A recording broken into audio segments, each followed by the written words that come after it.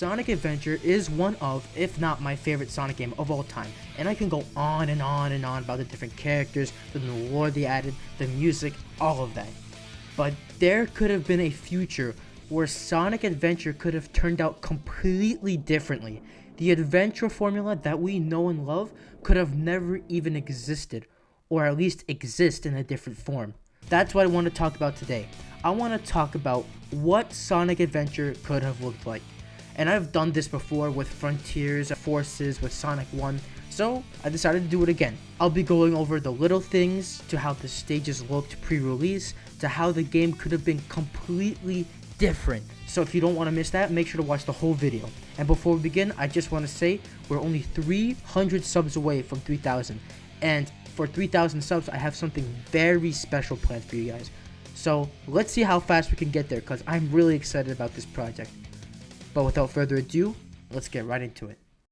I want to start off with everything that changed from the base game first, because I want to save all that big stuff for later, and a lot of the changes seem to be pretty insignificant, but the ones that are pretty big. There were a lot of changes to the final game, and the ones that I think most people know about is the change of Windy Valley, which is going to be a completely different stage that is way more open and way more fantasy-like.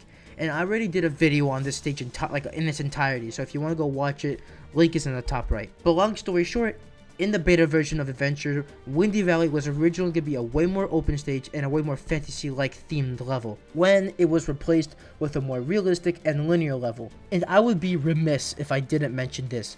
One of the concept arts for stages seemed to be Windy Valley, but it's not the prototype Windy Valley. It looks like it's the final game's version of Windy Valley. So that means that either this concept art was taken in the late stages of development after they scrapped the original idea, or they always intended to have this Windy Valley. So why did they change it? If this was the original, why did they go for a more fantasy type vibe and then scrap that and go back is beyond me. I don't know anymore. One stage that has a crap ton of concept art, there's actually two. The Egg Carrier and Lost World. The Egg Carrier seemed to be so detailed. The best way to describe how it looks is like a Final Fantasy VII like backdrops. You know what I'm talking about? Like you're walking around and like a back. That's how detailed these look.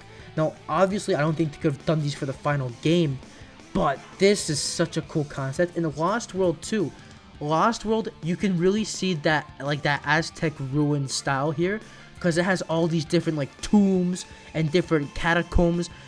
Like it is crazy. It would have been so crazy if we actually saw these in the final game, and obviously they couldn't fit it all. Like it's so detailed that they couldn't fit it all. But this is some crazy stuff.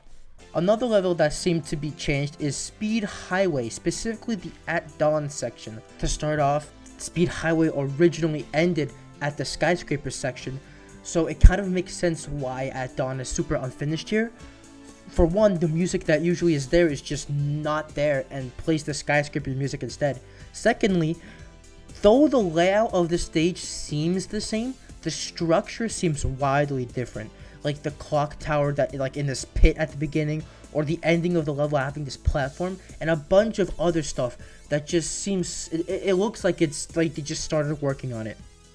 Another cool thing that was left unfinished was the Egg Carrier Dragon that you were supposed to fight in Sky Chase, but it was cut out. Though you could access it in the game through some magic code or debug, it doesn't work. You can damage it and it cannot damage you. There are some unused and alternate versions of music in the game files, one of them being Speed Highway. I'm gonna play the final version and I'm gonna play the beta version so you can tell the difference. It's very subtle, but you'll hear it.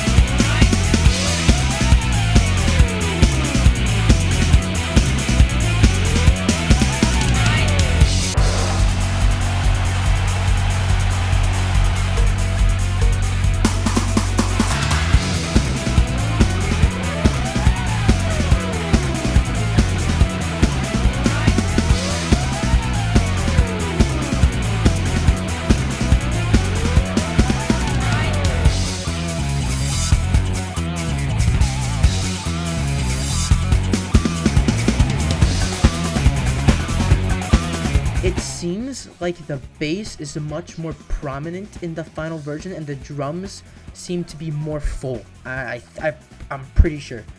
Then something I think is really cool is that there seems to be music for when you are loading into different hub worlds. There's one for Station Square and 2 for Mystic Ruins.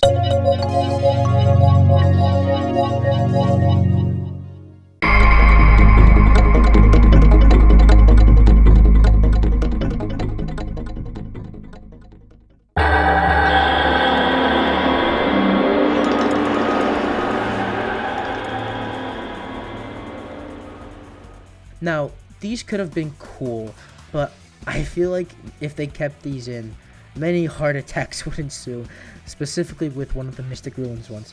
And the last thing I want to talk about is that there seems to be a fuck ton of unused dialogue for Sonic and Friends. Now, my guess is that these were going to be idle animation lines that would play depending on where he is. I'm going to play a few of my favorites just so that you can get a listen. Shoot! I got sand in my eye! Not bad! Not bad at all! He can't be invincible, can he? And I can go on and on about the many different differences, but most of them seem to be like random objects that were never in the game. But, you know, some of them were big changes and are really cool. Now we got all of that out of the way. Here is the moment you've all been waiting for. We are going to talk about the concept stages for the game, before it was even going to be built on the Dreamcast. Yeah, that's right. In the early concept stages, the game was going to be built around the Sega Saturn, since they wanted to have their mainline 3D game on the system, and they tried to do that with Sonic X-treme, which is a whole other can of worms that we will get to one day. And Takashi Iizuka even considered making the game an RPG, but thankfully, they decided to go with a traditional 3D platformer.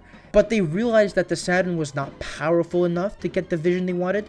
Then the Dreamcast was born, so development moved to the way more powerful console, and they used Sonic Jam as a prototype.